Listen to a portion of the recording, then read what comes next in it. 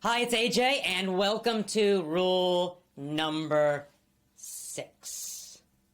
Rule number 6 is simple, but very, very important and very, very effective. In fact, you'll have noticed that all of these rules are simple, but they're very powerful.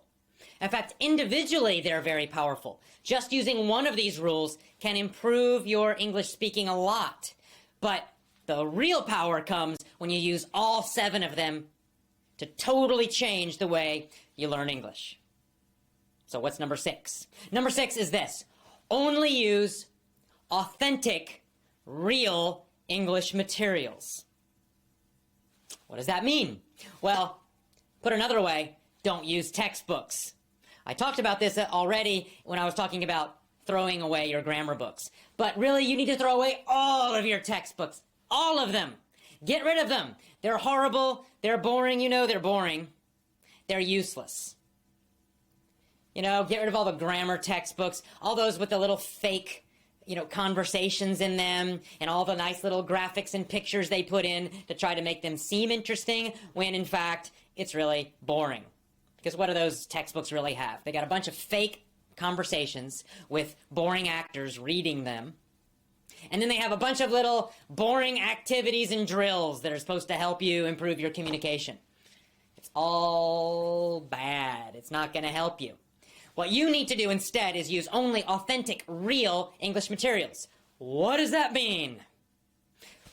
Well, when I say real, here's what I mean. The best materials are the ones that are for native speakers. In other words, books and audios and videos that are made for Canadians, Americans, British people, Australians. They're not made for foreigners learning English. They're made for the people actually living in those countries. That's a real, authentic material, book, CD, video, whatever. You can also use materials that are very, very, very, very similar or very, very close to real materials. For example, there are some really good books out there, storybooks, that they're about real stories, written about, like little novels, little short novels, but they're using a little bit simpler English so that people who are learning English can understand them a little more easily. But it's not a textbook. It's a real story. Some of them have audio, so it's like a real audio book, real interesting information. It's not, a bunch of rules and stupid activities and fake conversations. So those kind of materials are also quite good. That's what I mean when I say real materials. Real. And let me give you an example of this. Let's say you wanted to improve your reading, your English reading skills. Now, there's 2 ways to do this. The old traditional boring way, which doesn't work, is to go out and get a bunch of, fake tests. For example, a bunch of TOEFL tests, and read all those extremely boring essays in the TOEFL book, and then take a bunch of tests with it. Or you could get some reading comprehension textbook.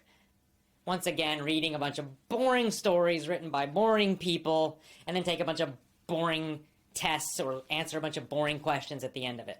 It's not very fun, and it's not effective. You could also go out and buy some vocabulary books and try to memorize all this new vocabulary, these huge lists. None of that works very well. You can improve that way, but it's very slow and it's painfully boring.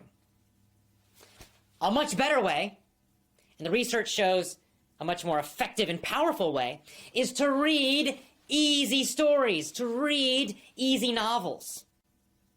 Now, what does easy mean? Well, it depends on your level. For some people, easy means children's books, right? Books that are made for American children or British children or Australian children, whatever. But they're not made for foreign students. They're made for the local people, but they're at an easier level because they're for children.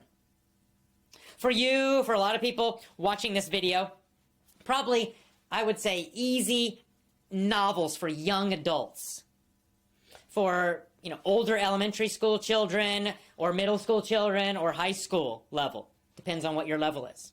So when I say easy, I usually mean you should understand about 95% of the words without a dictionary. So then you can easily guess the other 5%. I've mentioned this before. So if you wanted to improve your reading, what you would do is you'd go out and you would read as many of these novels as you could. You could read magazines, easy magazines for kids or for young adults, and read lots of them. You could read a lot of novels. You know, there's lots of those novels for adolescents, adventure novels, romance novels. And, you know, they're for young adults, so they might be a little bit, like, not really for total adults, but it's much more interesting and fun to read those than textbooks, I promise you. And you would read lots and lots and lots of them, and as you did that, your vocabulary would increase. Your reading comprehension would increase very quickly. Your reading speed in English would improve very, very quickly. And soon, in just a few months, those kinds of books would be super easy for you. And then you could start reading more difficult material. Maybe you would start reading, you know, high school level novels and stories. And you'd read lots and lots and lots of those. If you like romance, you'd read romance books. If you like adventure, you'd read adventure. If you like science fiction or fantasy, you'd read those kind of books. If you like nonfiction, well, you'd read a lot of nonfiction. But it'd be real books. And then eventually those would feel easy. After it happens quite quickly, in fact. If you read every single day like that, you improve quickly. And then you could go up to adult-level novels. You could read books by, you know, famous best-selling authors, John Grisham, Stephen King. Again, depends on your interest. Always choose things that you personally like and enjoy. And by reading lots and lots and lots of those books, reading lots and lots and lots of Stephen King books, for example, or John Grisham books, your reading would improve so fast, so powerfully, and so much faster, so much more powerfully than someone who's trying to learn from textbooks and reading comprehension books and vocabulary books. This is a much faster, more powerful way to improve your reading. Now, of course, in these rules, we're talking about speaking and listening. So how do you do that? Well, it's the same idea. It's exactly the same idea. Instead of using books, you would use audios. So you want to listen to as many easy, real audios as you can every day. You want to listen to audio stories. You want to listen to easy audio books. You want to listen to podcasts, audio radio shows. Easy audios on topics that you enjoy, that are entertaining. It's real stuff. And you would follow that same thing. For a while, those really easy ones maybe they would feel a little difficult to you. But after listening to them again and again and again, they quickly become easy. Then you go up to a higher level.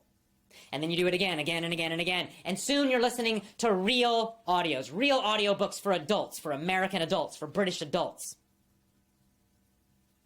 Or real radio shows for Americans or Canadians or British or Australian. You can mix all of those. It doesn't matter. That is how you learn real English. Because see, in the textbooks, it's not real English. It's very unnatural. Those fake conversations are unnatural, and we don't really speak that way. Right? What's lesson 1 in most textbooks? Hello. Hi. How are you? I'm fine. And you? Right? And you have these actors reading that conversation in a very unnatural way. The pronunciation is very strange because nobody really talks like that. And in fact, in the United States, when you meet someone the first time, you will almost never hear that kind of conversation. People really say things like, how you doing? What's up? Nice to meet ya. You don't find those little phrases in most textbooks, yet those are the most common, real ways of greeting people. That's why, you learn all this textbook English, and then you go to a country, and you can't understand anybody. Even though you know 10,000 words or 20,000 words or something, and you know all this grammar, but you can't understand the real people having real conversations. Why?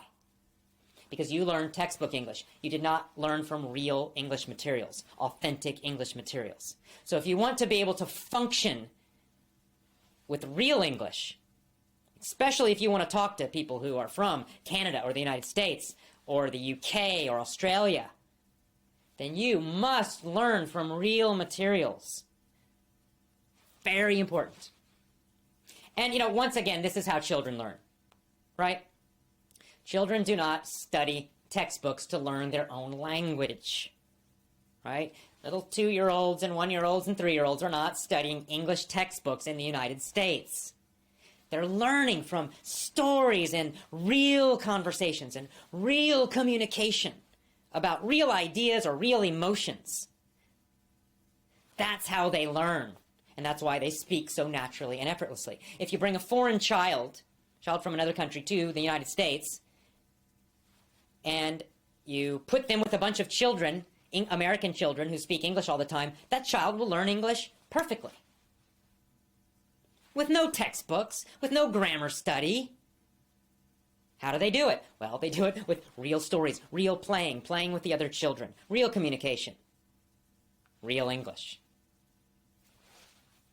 So, what you need to do is, number one, is go out and get real materials. And of course, our lessons, that's what I do. I tell you stories. And I give you a lot of teachings. My lessons are not focused on the little parts of English, because I don't want you to think about that at all. I want you to think about interesting ideas. I want you to feel entertained. I want you to focus on the emotions and the ideas of what I'm saying, of what's inside the audio. So most of my main lessons are on personal growth topics about being more healthy, having more energy, being more successful in all parts of your life. I want you focused on those ideas. You're learning English at the same time, but I don't want you thinking about every little word. I don't want you thinking about the grammar rules. I want you focusing on the ideas, on powerful ideas, interesting ideas. As you focus on those real ideas, real emotions, you will learn the English automatically. It's the same with the stories. I make them funny and crazy so that you remember them, so that you are entertained. You're focused on the emotions and the crazy ideas in the story. And the grammar and the vocabulary and the pronunciation just happen automatically. You're focused on being entertained. You're focused on getting interesting information, useful information. That's what makes real materials so powerful and so much better than some terrible, boring, useless textbook, which will not teach you real English anyway. So, use real materials in order to improve much, much, much faster. To understand real speech, so that when you go to a country or you talk to someone from an English-speaking country, you will actually understand them. You'll understand the real English they use in conversations, not some textbook that nobody uses. And I think another big reason to use real materials is you'll enjoy it more. It's just more fun. It's more interesting. Instead of learning a bunch of boring junk in a textbook that's just useless and not real, you get to learn real, interesting ideas. Or you get to be entertained. You get to have interesting emotions. It's real stuff. It's the kind of things you might enjoy in your own language. So important. So powerful.